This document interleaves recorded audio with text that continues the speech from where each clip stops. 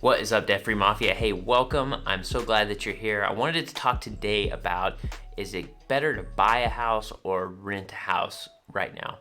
That's a really great question. 2021 is a year of opportunity, I think, especially with how bleak everything seemed just a year ago.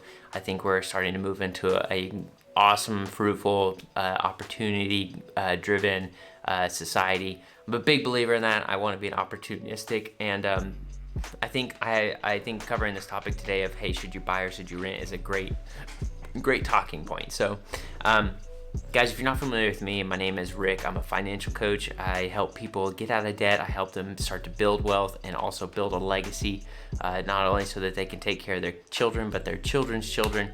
If that's something you're interested in, hit the subscribe button. If you love taking care of people and you want to get into a situation where you're not stressing about money, where you're not dreading going to the mailbox, where you are driven to want to be somebody who can not only pay all their bills, but help pay for other people's bills if they're in a bad spot, if that's something that motivates you, again, join the Mafia. We'd love to have you here.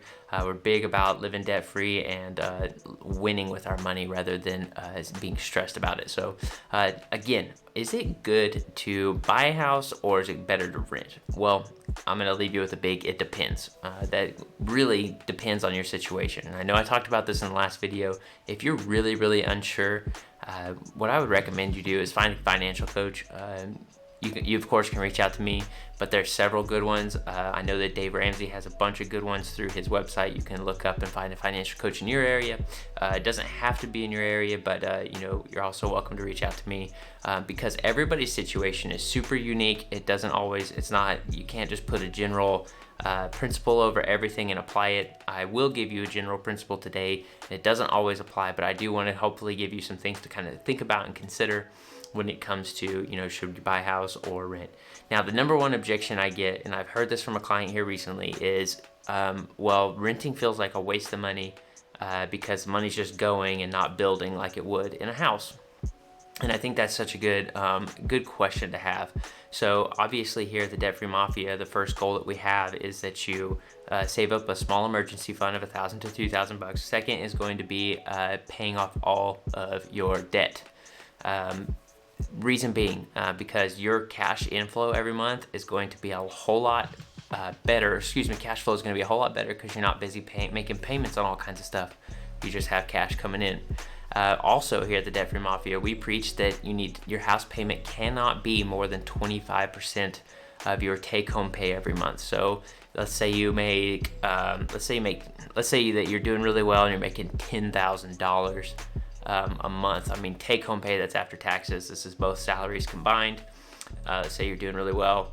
That means that your house payment cannot be more than $2,500. So that is where I think a lot of people make a mistake because they maximize their buying potential and buy the biggest home they possibly can. Let me let you in on a secret. Your home should be a blessing and not a burden. When you have such a high payment and you're not getting anywhere on it, it's going to turn into a burden and it's going to become stressful. So keep that in mind. It's a really good general rule to kind of go off of when it comes to purchasing a home. So should you buy or should you rent? Again, it depends. So what I really kind of urge my clients to do is after we pay off our debt and after we build up a bigger emergency fund, so after we pay off our debt, we build up a 3 to 6 month emergency fund. Step 4 is whenever I say it's like 3B. Step 3B is whenever we're going to start saving for a down payment. I would urge you to start investing as much as possible too. 15% if you can. So really like a 4A. We always kind of squeeze it in there. It depends on the client. Anyway, so you start saving for your down payment. So I am not going to sit here and tell you that you need 20% on a 15-year fixed mortgage because that is extremely hard to do, especially for anybody who lives on the coasts where real estate is very expensive. So what I wanted to encourage you to do is kind of, if you haven't hired a coach yet, coach is the best one because they'll sit there and go through your budget with you and let you know what your best option is. One thing I will let you know is if you are looking to get into a home before you pay off your debt, even if it is a great deal, you've got to remember that the way that they set up these loans is to pay interest heavy up front, principal later. So while it might feel that you're building equity, you're really not building a ton of equity at the beginning of a mortgage. You're really just paying the interest, and that's in the bank's best interest. See what I did there? Is to pay the interest up front.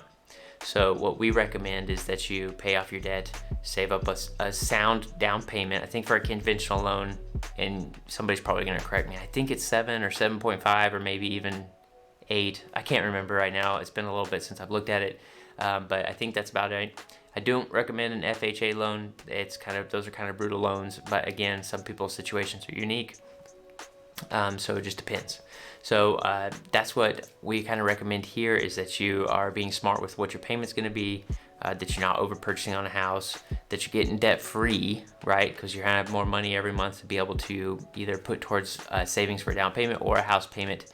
But you really need to kind of look at this situation.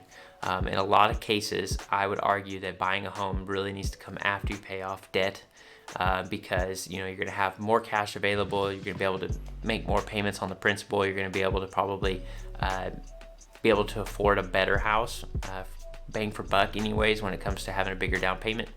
But a big question too is, if I'm saving all this money and I don't have any debt, what about my credit? Well, most lenders are going to tell you have some sort of revolving credit just to keep it up. In our personal situation, we didn't have that. We had no debt lines, but we were fortunate enough to save up enough for a down payment really quickly. But our credit started taking nosedive. That's where I'm kind of a little bit different than a lot of Ramsey philosophies. Is I'm okay with a revolving credit as long as you are responsible with it. If I have any clients who are not responsible with a credit card, I'm obviously going to tell them, cut it up, get rid of it. It's a negative influence on your life. You don't need that negative energy. It's okay. There's other options. You can get a secured card through your bank, which is essentially like a glorified gift card that you're getting through your bank that reports to the credit bureau. So you can actually keep that as a revolving credit, that a lot of banks would like to see. Banks are going to tell you 3 lines of credit because that's the formula for a good credit score.